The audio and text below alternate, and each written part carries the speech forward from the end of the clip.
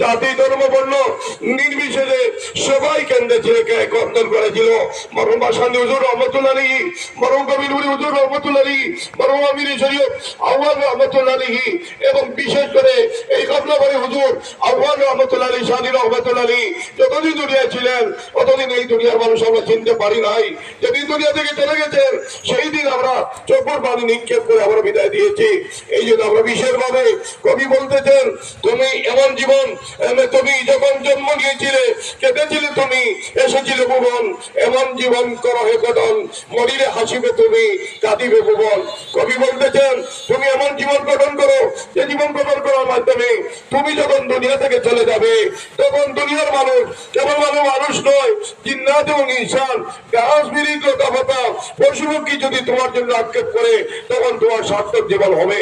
এই জন্য আমরা দেশের সাথে, সমাজের সাথে, সম্প্রীতির সাথে কাজ করার চেষ্টা সবাই করবো বলে একবার শপথ নেই ইনশাআল্লাহ। সবাই জুড়ে বলেন ইনশাআল্লাহ। আমরা দেশের কোনো ক্ষতি করবো না, এলাকার কোনো ক্ষতি করবো না, শান্তি সম্প্রীতির বাতাবরণ সৃষ্টি করবো এবং নবীজির রক্ত দিনে ইসলামের সঠিক এবাদত আমরা করবো। নবীজি আল্লাহর মুবারক শহীদ করার দিনে ইসলাম আমরা সঠিকভাবে হেফাজত করে যাবো। আল্লাহ পাক আমাদের সবাইকে তৌফিক দান করুন, আল্লাহুম্মা আমিন।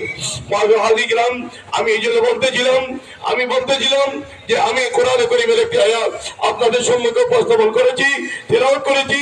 সেই আয়াত কারীমার মধ্যে আল্লাহ পাক বলতেছেন যে ইয়া আইয়ুহাল্লাযীনা আমানু কুতিবা আলাইকুমুস সিয়ামু কামা কুতিবা আলাল্লাযীনা মিন ক্বাবলিকুম। হে ঈমানদাররা, তোমাদের কাছে আমি যেভাবে অন্যান্য নবী রাসূলদের উম্মতের উপরে রোজা ফরজ করেছিলাম তোমাদের উপরেও সেই মর্মে আমি রোজা ফরজ করেছি। কিন্তু অন্যান্য নবী রাসূলের মধ্যে যেভাবে ফরজ করেছিলাম তার ব্যতিক্রম রয়েছে। উম্মতে মুহাম্মদীকে আল্লাহ পাক মাস দান করেছেন। উম্মতে মুহাম্মদীকে একটি মাস আল্লাহ পাক দান করেছেন, যে মাসের নাম হলো মাহে রমজান। যে মাসের নাম হলো মাহে রমজান। সেই মাহে রমজানে রোজা আমরা আদায় করে যখন কর্মচারীরা কর্ম করে, যখন কর্মীরা কর্ম করে, পরিশ্রম করে, যখন বদলা পাওয়ার সময় হয়, বিনিময় পাওয়ার সময় হয়, তখন মনের মধ্যে আনন্দ আসে। আজকে আমরা 1 মাস 30 দিন যে উপাসনা করেছি, যে ত্যাগ স্বীকার করেছি, তার বদলা নেওয়ার আজকে আমাদেরকে ইয়াউমুল জাযা বদলা পাওয়ার দিন। সাহাবায়ে কেরামরা নবীরা ফেরেশতারা এই ঈদগাহর মধ্যে গেটের মধ্যে থাকবেন এবং গেটের মধ্যে থেকে যারা এই 30 মাসকে প্রত্যেক 24টা মুহূর্ত সঠিকভাবে আল্লাহ করেছেন। মান সামা রমাদান ঈমানান ওয়া ইহতিসাবান গুফিরা লাহু মা তাকাদ্দামা মিন যামবি ওয়া মান কামা রমাদান ঈমানান ওয়া ইহতিসাবান গুফিরা লাহু মা তাকাদ্দামা মিন যামবি ওয়া মান কামা লাইলাতুল কদর ঈমানান ওয়া ইহতিসাবান গুফিরা লাহু মা তাকাদ্দামা মিন যামবি। নবী বলতেছেন, যে ব্যক্তি এই রমজান শরীফের রোজাকে গভীর আস্থা স্থাপন করে রমজান শরীফের রোজা রেখেছে, তার বদলা গুনাহ সগীরা আল্লাহ পাকে মাফ করে দেন, গুনাহ কবিরা তওবা সবিরা মাফ করে দেন। কিন্তু হুকুকুল ইবাদ, কোন বান্দার হক যদি দাবিয়ে খান, তাহলে সেই বান্দার হক যদি আপনি যদি পরিতোষ করে বা আপনি মিটান না, এই বান্দাকে সন্তুষ্ট করেন না, তখন আল্লাহ পাক আমাদেরকে মাফ করে দেন না। এই জন্য হুকুকুল ইবাদ বিশেষভাবে বান্দার হক থেকে আমরা বেঁচে থাকার চেষ্টা সবাই করার চেষ্টা করবো ইনশাআল্লাহ। একটু জোরে পড়েন ইনশাআল্লাহ। আল্লাহ মুআযির হাজির কিরাম ওয়া ইহতিসাবান ওমিনা লাহু মা তাকাদ্দামা মিন যামবি। এই কিয়ামে রমজান তারাবির নামাজ আমরা কিভাবে পড়েছি আমরা নিজে বুঝতেছি। নবী বলতেছেন, ওয়া মান কামা রমাদান ঈমানান ওয়া ইহতিসাবান ওমিনা লাহু মা তাকাদ্দামা মিন যামবি। যে ব্যক্তি কিয়ামে রমাদান তারাবির নামাজকে সহি শুদ্ধভাবে ইখলাস ও সহিত আদায় করেছে আল্লাহকে সন্তুষ্ট করার জন্য, নবী বলতেছেন যে এই তারাবির নামাজের বিনিময়ে গুনাহ সগীরা আল্লাহ পাক মাফ করে দেন, গুনাহ কবিরা তওবা সবিরা মাফ করে দেন। হুকুকুল ইবাদ, কোন বান্দার হক যদি দাবিয়ে খান, তাহলে আল্লাহ পাক এই হুকুকুল ইবাদ যারা বান্দার হক দাবিয়ে খান তাদেরকে মাফ করে দেন না। এবার আল্লাহ পাক বলতেছেন, ওয়া মান কামা লাইলাতুল কদরে ঈমানান ওয়া ইহতিসাবান গুফিরা লাহু মা তাকাদ্দামা মিন যামবি। এই মাসে রমজানের মধ্যে একটি রাত্রি আল্লাহ পাকে দান করেছেন, যে রাত্রির নাম হলো লাইলাতুল কদর। সেই লাইলাতুল কদরের রাত যারা গভীর রাস্তায় স্থাপন করে ইবাদত করেছে, সেই রাতের বিনিময়ে আল্লাহ পাকে গুনাহ সগীরা মাফ করে দেন, গুনাহ কবিরা তওবা শামিলে মাফ করে দেন। হুকুকুল ইবাদ, কোন বান্দার হক যদি কাবিয়ে খান আল্লাহ পাক মাফ করে দেন না।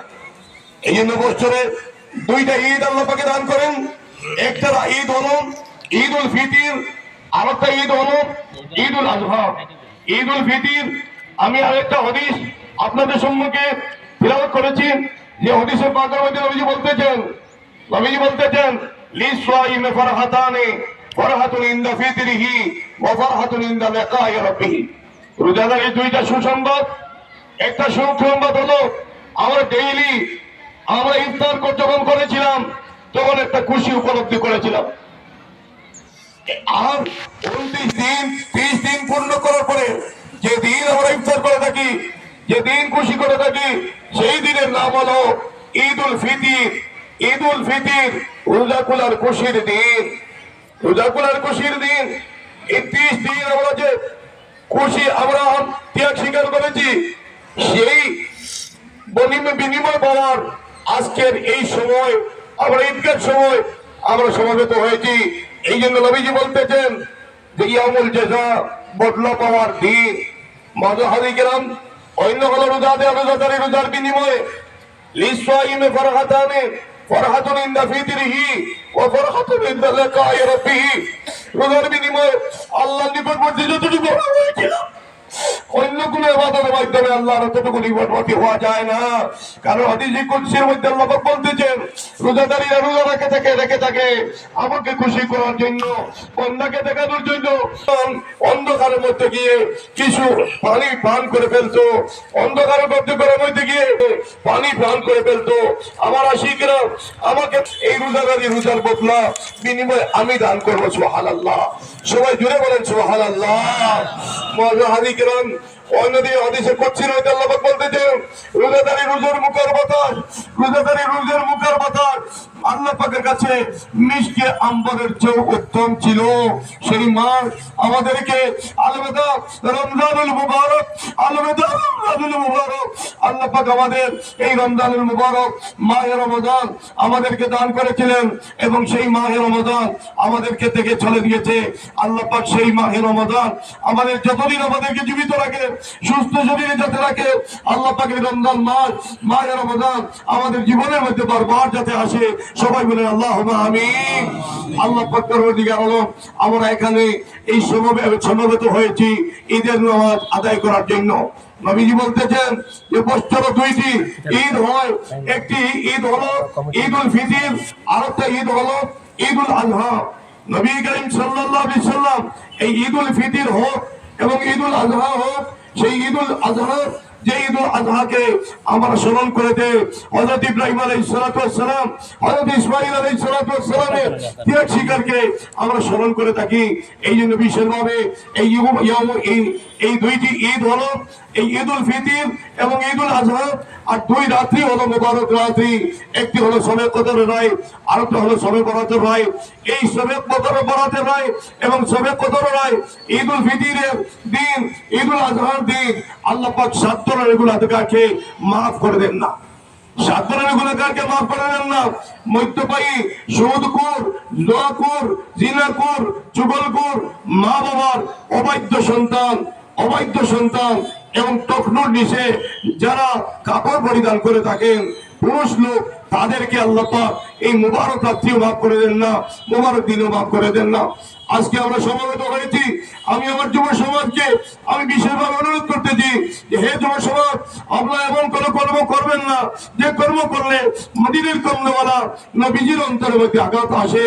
হে যুব সমাজ, এমন কর্ম করুন যে কর্ম করলে নবীজির মন জয় হয়ে থাকে এবং নবীজির দিদার মুবারক ভাগ্য জুটে। এই জন্য সাহেব বলতেছেন না কাহালে खाने में मजा मिलता है, न पीने में मजा मिलता है, लेकिन मजा मिलता है जब मोहम्मद का पत्ता मिलता है। মূল্যবান বস্তু খেয়েও আমি আমার দিলের মধ্যে আমি শান্তি পাই না, মূল্যবান পদার্থ পান করেও আমি আমার দিলের মধ্যে শান্তি পাই না। আমার দিলের মধ্যে সেই সময় আমি শান্তি পাই যখন আমার চক্ষুর সম্মুখে আতায়ে নামদার জনাবে রাসূলুল্লাহ সাল্লাল্লাহু আলাইহি ওয়াসাল্লাম দিদার মোবারক আল্লাহ পাক আমার চক্ষুর সম্মুখে হাজির করে দেন। আমি যুব সমাজের বিশেষভাবে দৃষ্টি আকর্ষণ করতেছি, এমন কোন কর্ম করবেন না যে কর্ম করলে নবীজির মনের মধ্যে আঘাত আসে এবং নবীজির উপরে ধাপ্পা আসে এবং ইসলামের উপরে ধাপ্পা আসে। ইসলাম হলো শান্তির ধর্ম। আমরা দেশের কাছে, সমাজের কাছে, এলাকার কাছে সেই শান্তির কথা পৌঁছাইবার চেষ্টা সবাই করবো ইনশাআল্লাহ। মুসলমান থেকে সমস্ত পৃথিবীর মানুষ শিক্ষা গ্রহণ করেছে এবং সবক নিয়েছে। আজকে আমরা মুসলমান হয়েছি, এমন মুসলমান আমরা এমন মুসলমান হয়েছি চুলের মধ্যে, চুরির মধ্যে, ডাকাতির মধ্যে, ইউন গঞ্জা, এই জায়গা ড্রাগস, খাবারের মধ্যে এবং খাওয়ার মধ্যে আমরা এক স্তরে রয়েছি। এই জন্য আমরা প্রতিজ্ঞাবদ্ধ হব, আজকের দিন প্রতিজ্ঞাবদ্ধ হব, এই অপকর্মগুলা আমরা ত্যাগ করার চেষ্টা করবো ইনশাআল্লাহ, ছেড়ে দেওয়ার চেষ্টা করবো ইনশাআল্লাহ। আমার যুব সমাজ, এই গুলালিয়াবাসী সবাইকে আমি অনুরোধ করতেছি, যদি গুলালিয়াবাসী সেই কথা প্রতিশ্রুতিবদ্ধ হতে পারেন যুব সমাজরা যে আমরা একজন সেই কর্ম করবো না ইনশাআল্লাহ, অনুসরণ করবে রাঙ্গাউটিবাসী, সেই কথা অনুসরণ করবে সমস্ত হাইলাকান্দিবাসী, এই যুব সমাজকে গুলাবেজিয়াবাসীকে অনুসরণ করবে এবং বরাকবাসী অনুসরণ করবে। আপনারা শ্রদ্ধার পাত্র হয়ে যাবেন। এই জন্য আমি এই এলাকাবাসী জাতি আমি আমার মুসলমান যুব সমাজের দৃষ্টি বিশেষভাবে আমি অনুরোধ করতেছি এবং মুরব্বিয়ালে কেরামরা আমরা সবাই দেশের সাথে, সমাজের স্বার্থে, সম্প্রীতির স্বার্থে কাজ করে যাওয়ার চেষ্টা করবো ইনশাআল্লাহ। এই এলাকার মধ্যে জাতি ধর্ম বর্ণ নির্বিশেষে সবার মন কিভাবে জয় করা যায় তার চেষ্টা করবো। দুর্বল যারা রয়েছেন, সবল যারা রয়েছেন, এই দুর্বল যে কোনো ধর্মের মানুষ হতে পারে, তাদেরকে আমরা সাহায্য করবো। সবাই আত্মীয় বলেন ইনশাআল্লাহ। এরা হলেন আল্লাহর মখলুক, সেই আল্লাহর মখলুককে যারা সাহায্য করেন আল্লাহকে খুশি করতে পারবেন। এই জন্য আল্লাহর মখলুক কেবলমাত্র মানুষ নয়, কেবলমাত্র জাতি ধর্ম বর্ণ নির্বিশেষে নয়, যে ইনসানকে আমরা সম্মানের সহিত আমরা দেখবো। আমরা সেই জিন্নাতকে কষ্ট দিব না, আমরা ইনসানকে কষ্ট দিব না, আমরা গাছ বিড়ি, লতা পাতা, পশুপক্ষী, জীবজন্তুকে কষ্ট দিব না। সবাই হলো আল্লাহর সৃষ্টি এবং আল্লাহকে খুশি করতে হলে, আল্লাহর মায়া পেতে হলে, নবীর মায়া পেতে হলে আমরা সৃষ্টিকে সভ্যময় সৃষ্টির সঙ্গে শুভ সম্পর্ক গড়ে তুলতে হবে। দেশের সাথে, সমাজের সাথে, সম্প্রীতির সাথে কাজ করে যাবো ইনশাআল্লাহ। মাযহারি কিরাম, আমি আপনাদের কাছে আজকে এই যে সমবেত আমরা হয়েছি, আজকে আমার যুব সমাজরা, এই এলাকাবাসী মুরব্বিয়ানে কেরামরা, এই ঈদগাহ কর্মীরা রাত্রে, গভীর রাত্রে পর্যন্ত এই ঈদগাহ ইবাদতের জন্য আপনারা আপনাদের নামাজের ব্যবস্থা করে দিয়েছে।